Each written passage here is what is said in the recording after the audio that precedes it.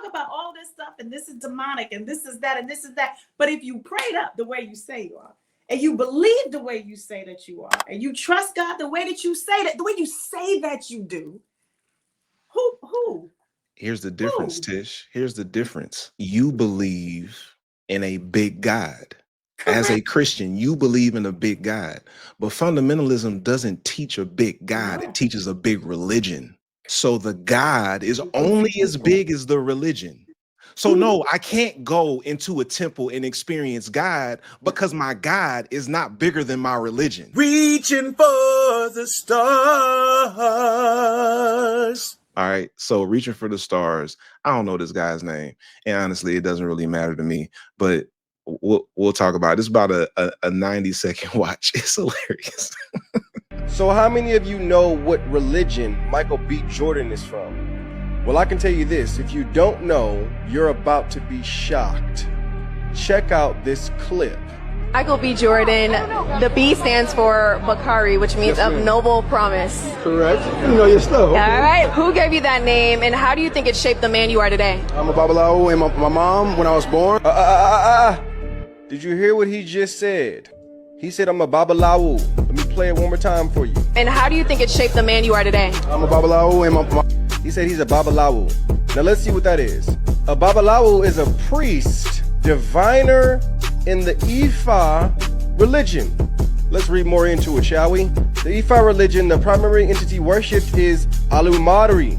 Olodumare is the supreme creator god within the Ifa pantheon. Orunmila, the prophet and messenger of Olodumare, is also revered. Additionally, various Orishas, deities, are worshipped. So you know, like Oshun, the one that Beyonce and Kehlani and all them worship, they're part of the Ifa religion as well, each representing different aspects of nature, life, and the spiritual realm.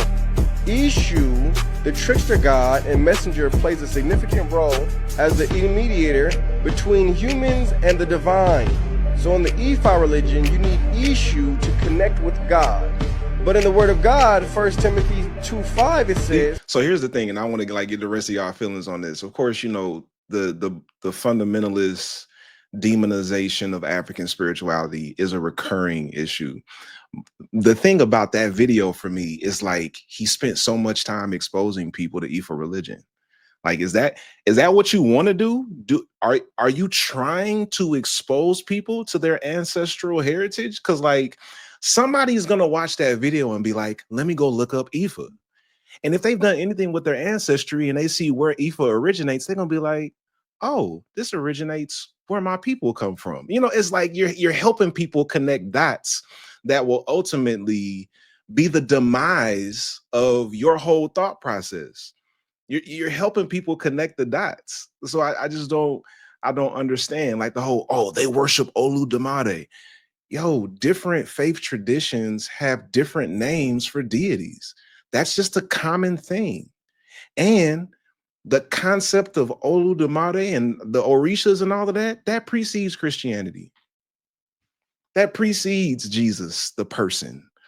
You know, yeah, you can talk about Christ consciousness and how it has existed from the beginning of time. Christianity, the religion that y'all trying to force on everybody, did not exist for millennia while people were practicing Ifa, and they seem to do all right.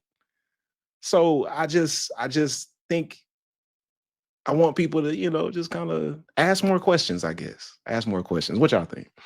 I think for me, it's the allegiance to fundamentalism. Like, I know it's a bag, but the constant demonization of things that are part of our culture as Black people, you know, like one of the things, I can't remember exactly what words you used, Her Grace, but like we went from the demonization of sinners to the veneration. Like we jump back and forth in the Black church about what is evil, and it's only when it aligns with your beliefs, your denomination, that it's okay, right? So I really struggle with that. I really struggle with watching the tone. And I mean, I hate it because, you know, like I said, such was I and everything. But like that just reminded me of that other video you showed with the girl when she was like hugging her Bible and being all like weird. Like, nigga, why are you talking like that? Like, yeah, we heard what he said, but what is that? what does that even signify? Like, why is that important in terms of the conversation? There's so many things that we could be talking about, and the Black church always lands at demonizing Black people's shit. Like, what are we doing? And why are we still okay with being in these spaces that do that? That's why when I hear Bible verses like a double-minded man is unstable in all their ways, like I think of the Black church. Because how do you go from something is bad to like, oh, but it's okay in this situation because my pastor said, like, no, get an identity, learn who you are, learn to love yourself, learn who you are, learn about your ancestors, learn about your bloodline. Because if you read the Bible, every Abraham begat this, that, and the third, they're venerating them. In white America, everything is capitalist and we're venerating white supremacy. That's why they don't want their statues to come down. That's why My Lord. to make their pledges in the schools and they want our kids to be indoctrinated. But we can do better. There's more available. There's more available, and liberation is so beautiful. That's what Sinners, for me, like you said, the ending was beautiful. Like there was a lot of hard things because this was 1930s Jim Crow South, right? But there was also so much beauty and there was also so much hope, because for me, it reminded me of, you know, the codes that people would have to escape slavery. Like we need to get back to a place where we understand our fight and are willing to do it. Her Grace, what did that video bring up for you? Because you was irritated like a mug before it started. Because I had seen this. Someone sent this to me thinking they were like sharing something with me. Oh God. And I just didn't understand the point. That's my initial and perpetual thought on this. What's the point? It was pointless because all you did was provide information. Yeah. With a concept of a critique. Yeah. Okay, so you're giving us this information. Why? I think what I was most curious about, and I think his next post or something like that, he actually doubled down on it and exposed other celebrities who are practice Ifa. And I was just like, what's the point? And I just wondered, I almost replied to him. Which I rarely do. I don't go on people's page starting stuff, but he brought me real close. Because the question that I was having for him is, have you exposed white evangelicalism in this way? Have you popped pictures of here's a fundamentalist, here's a white evangelical, here's this? You have not done that. And what do you think you're doing by sharing that this is how people worship? We pick and choose when we want our veneration slip to show, because when it's cool and culture bends toward it, then it's all right. But I just think we have to be more critically thoughtful.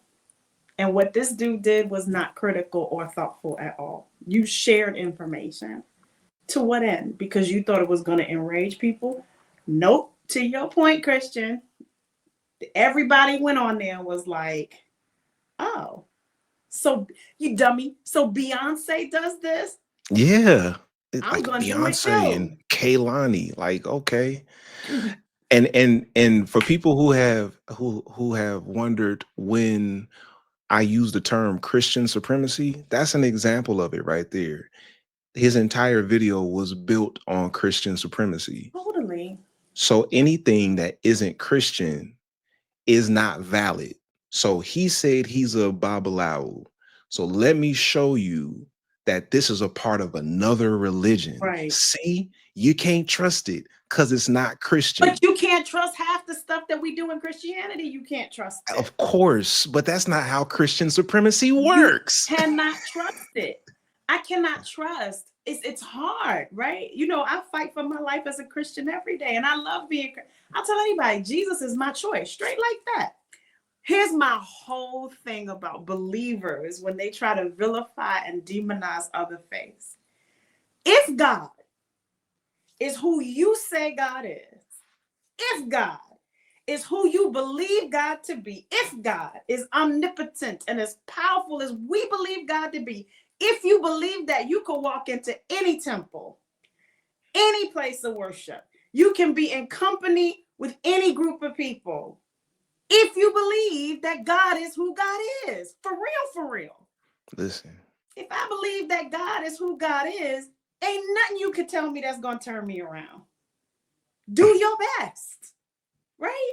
So that's my whole thing. Y'all, some believers are never willing to put their money where their mouth is. Why should you be threatened walking into a temple on vacation? That shouldn't threaten you. Because if I believe in the God of the universe, the Most High, okay, Buddha, that's nice. This is a beautiful temple and I love it here. This is very, very nice. But at the end of the day, I love Jesus and Jesus loves me. If God is who you say God is. Hey, atuuba itelebekiskatu. Atididi me. Because you ain't about it. You ain't really about this Christian life. We was giving you Sorry. No. I just, Yeah, because that's what be making me mad. Y'all talk about all this stuff and this is demonic and this is that and this is that. But if you prayed up the way you say you are, and you believe the way you say that you are, and you trust God the way that you say that, the way you say that you do, who? Here's the difference, Tish. Here's the difference. You believe in a big God. As a Christian, you believe in a big God. But fundamentalism doesn't teach a big God. It teaches a big religion. Correct. So the God is only as big as the religion.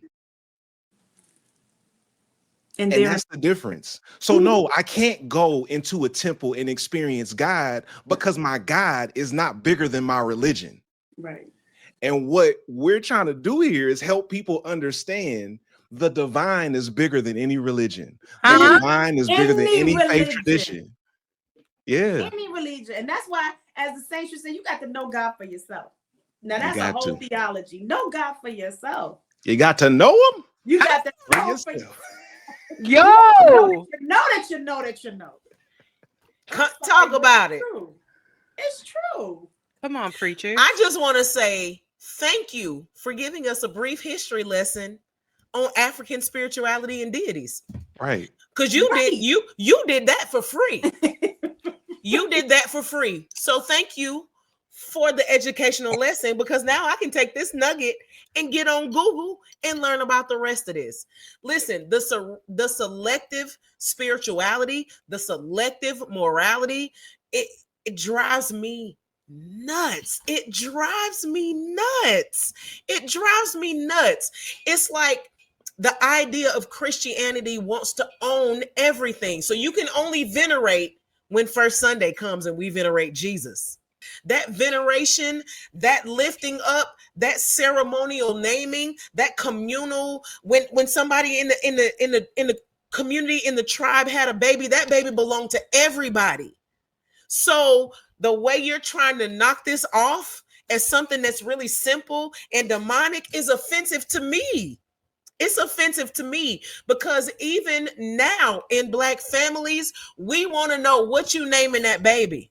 When you have your baby, we show up with remedies. We show up with ways to help your baby get to sleep. We show up with ways to help you get through the postpartum. It's cultural.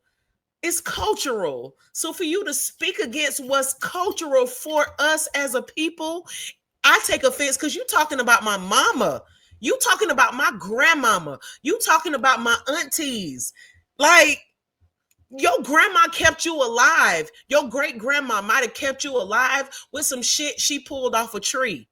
And then here you are talking crazy about African spirituality, not understanding that spirituality may be the reason why you're here. It may be what kept your bloodline alive. That's so disrespectful. It's so disrespectful. If you're still here, hit the subscribe button and leave us a comment. Let us know what you think about the video. And if you want to see the entire recording, it's exclusively available in our Patreon. The link is in the show notes. You can either subscribe or you can just purchase this recording a la carte. We'll see you next time as we continue to deconstruct harmful theology and build beloved community. Peace out.